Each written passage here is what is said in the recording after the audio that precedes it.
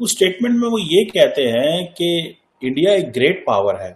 अब जब वो कहते हैं कि हम जब इस वक्त आएंगे मैदान में तो तुम्हें एवरलास्टिंग डैमेज देंगे। Indian Army reportedly carried out a massive drone attack on Alpha independent camps along the border with Myanmar. कि एक मैसेज दिया है हमने दोस्तों, म्यांमार में जाकर हमने अटैक किया। यस, वहां पे उल्फा थे जो वहां पर टेररिस्ट क्रिएट करते हैं और भारत में भेजते हैं। इंडिया की एक्टिविटी इतना तेज होना, क्या देख रहे हैं इस कॉम्बो को? उसका मतलब है कि ये जो डैमेज होगा आपका, ये इतने लंबा चलेगा। ये सिर्फ एक रिपेल ग्रुप नहीं है, ये चाइना की तरफ से सपोर्ट किया हुआ, उनकी बैकिंग है, आशीर्वाद है। सारे हथियार उल्फा के पास चाइनीज हैं। और सारे मुसलमान जो है वो बिना सीजन के, बिना मुहर्रम के मातम कर रहे हैं। तो मुझे तो बुरा लगता है, मैं भी मुस्लिम हूँ, लेकिन ये लैंड जिहाद में मैं तो पार्टिसिपेट नहीं करना चाहूंगी, बिल्कुल भी नहीं करना चाहूंगी यार। तो इंडिया आर्मी में जोश है, वो चाइना में जोश नहीं है। वो उनका 20,000 है कि आप 40 पे भी कहेंगे वो खड़े हो जाएंगे। उनका जो एक अपना तिरंगा है, वो अपनी भारत माँ कहते हैं, इंडिया जिंदाबाद। पाकिस्तान के जवाबी हमले में भारत का कोई नुकसान नहीं हुआ। अगर कोई कुछ किया गया है पाकिस्तान की तरफ से, कोई नुकसान किया गया है, तो बिल्कुल होनी चाहिए सैटेलाइट इमेजेस या कोई ना कोई फोटो होनी चाहिए, कोई सबूत होना चाहिए। लेकिन अभी तक पाकिस्तान की तरफ से कोई जवाब दिया नहीं गया। ये सर्जिकल स्ट्राइक सीधे सीधे चीन के आधिपत्य के ऊपर उसको चैलेंज करते हुए हिंदुस्तान ने ये बड़ा एक्शन लिया है। इस क्राइसिस में भी मोदी साहब ही आगे कुछ करवा सकें, ये पॉसिबिलिटी है। और अमेरिका कहेगा, जैसे अमेरिका ने पहले भी कहा, उस क्राइसिस में भी, इसमें भी अमेरिका ये कह सकता है कि हाँ ठीक है, जो भी कोशिश हो सकती है वो करवाई जाए। आखिर चीनी सदर कहाँ गायब हो गए? क्या उन्हें गायब कर दिया गया? क्या उन्होंने इस्तीफा दे दिया या वो खुद अंडरग्राउंड हो गए? लाइन रीजन में भारत ने 100 से 300 ड्रोन्स का इस्तेमाल किया। डीप डेंस फॉरेस्ट के अंदर जाकर, जो जंगल्स हैं म्यांमार के, वहां पर प्रिसीशन स्ट्राइक किया गया हमारे ड्रोन्स।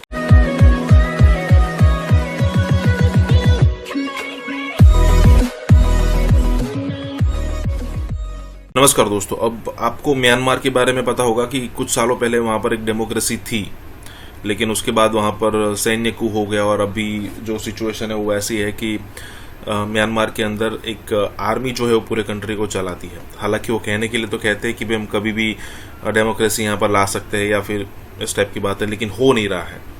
जो भी हो, लेकिन अब ये जब से ये सैन्य मतलब कि जो सेना ने यहाँ पर जो कू किया था, उसके बाद हुआ ये कि चाइना को यहाँ पर वॉक ओवर मिल गया कि भाई चाइना जिस तरीके से चाहता था उस तरीके से वहाँ पर हो रहा था। तो ऑब्वियसली अब म्यांमार में जाकर तो हम डायरेक्टली कुछ कर नहीं सकते थे, तो वहाँ पर क्या था कि आतंकवादी बनाकर भेजे जाते थे और म्यांमार से इजीली वो इंडिया में आ जाते थे। अब पिछले दिनों आपने सुना होगा कि इंडिया ने कॉपरेशन किया और अच्छे खासे यहाँ पर आतंकी और जिसमें कहा जाता है कि बहुत बड़ा लीडर भी था, उसको ठोक दिया। अब कहने वाली बात यहाँ पर ये है, सोचने वाली बात यहाँ पर ये है कि उसके बाद रिपोर्ट की गई कि भाई इंडिया ने हमला किया, इंडिया ने हमला किया, लेकिन इंडिया ने मना कर दिया कि हमने कोई हमला नहीं किया। अब करे तो करे क्या? तो यहाँ पर अगर आप सोच रहे हो तो इसका मतलब ये है कि चाइना को यहाँ पर डायरेक्टली हमने झटका दिया है। इसी के साथ ही वीडियो शुरू करते हैं। और हाँ दोस्तों, सुपर थैंक्स के जरिए हमारी मदद जरूर करें। पता लग गया कि म्यांमार के ऊपर हमने अटैक कर दिया, तो यानी कि कुछ ना कुछ तो है जो अंदर से फीलिंग आती है जो मैं प्रोड्यूस करता हूं। बट खुशी मुझे इस बात की है कि एक मैसेज दिया है हमने दोस्तों। म्यांमार में जाकर हमने अटैक किया। यस, वहां पे उल्फा थे जो वहां पर टेररिस्ट क्रिएट करते हैं और भारत में भेजते हैं, लेकिन आपने वहां जाकर अटैक कर कुछ तो है जो आपने किया है और मैसेज भेजा है किसी को। ये बहुत इंपॉर्टेंट मैसेज है जो मैं आपके साथ शेयर करने वाला हूं।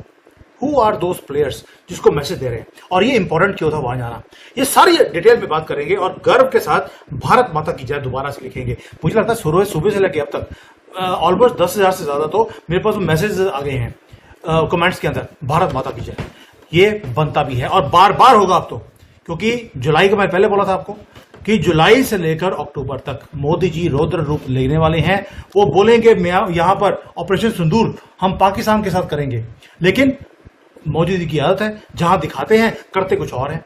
तो उन्होंने सिंदूर डाल दिया म्यांमार में जाकर, और ये हिस्टोरिकल दिन है, संडे का दिन, जब आप अभी रेस्ट कर रहे हैं संडे वाले दिन, लेकिन हमारी जो एनएसए है, हमारी सिक्योरिटी फोर्सेज हैं, राह है, वो रेस्ट नहीं कर रही थी।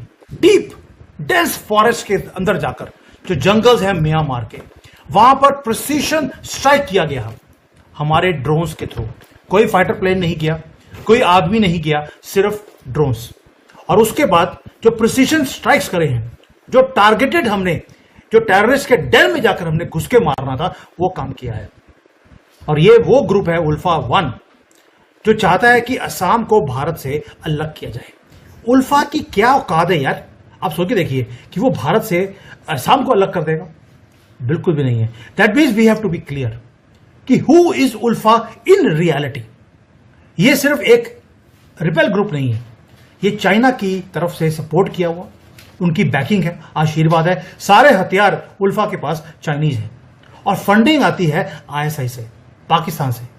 और आपको मालूम है इनका सबका एक ही एजेंडा है कि नॉर्थ ईस्ट को भारत से अलग किया जाए, ताकि जो भारत की सॉवरेनिटी है, 7 स्टेट्स को अलग करना है। उल्फा अकेला काम नहीं करता दोस्तों, वो हमेशा बोलता है कि हमें असम को सेपरेट करना है, एक separate sovereign communist style country बनानी है उनको, कम्युनिस्ट स्टाइल। सोच के देखिए कि असम वालों को कम्युनिज्म से क्या मतलब है। इसलिए उसकी डेमोग्राफी को पहले चेंज किया गया, इन जानवरों को बुलाया गया, इलीगल्स को, और वहां की डेमोग्राफी को चेंज करने के बाद एक ही स्यापा, हमें अपना अलग से कंट्री चाहिए। दूसरा बात,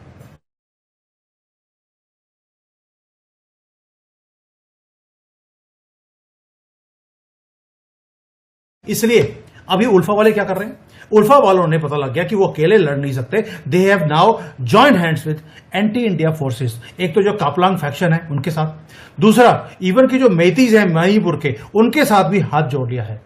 अब वेपन्स चाइना के, फंडिंग ISI की, ये चक्कर है जो मैसेजिंग आपने भेजी चाइना को और पाकिस्तान को। We know who is doing it, we know what is your मकसद, अब हम तुम्हें छोड़ने वाले नहीं हैं। बड़ा ही सिंपल है। और आपको मालूम है ये प्रॉब्लम हिस्टोरिकल भी है। म्यांमार को डिवाइड इस तरह से किया गया, असम को इस तरह से डिवाइड किया गया अंग्रेजों की तरफ से, ताकि हम हमेशा लड़ते रहें। कुछ पोर्शन बांग्लादेश में है, कुछ भारत में है और कुछ म्यांमार में है। दोस्तों मैं पहले बोला है, it is time for our boundaries to expand, और ये बाउंड्रीज अब एक्सपैंड होंगी।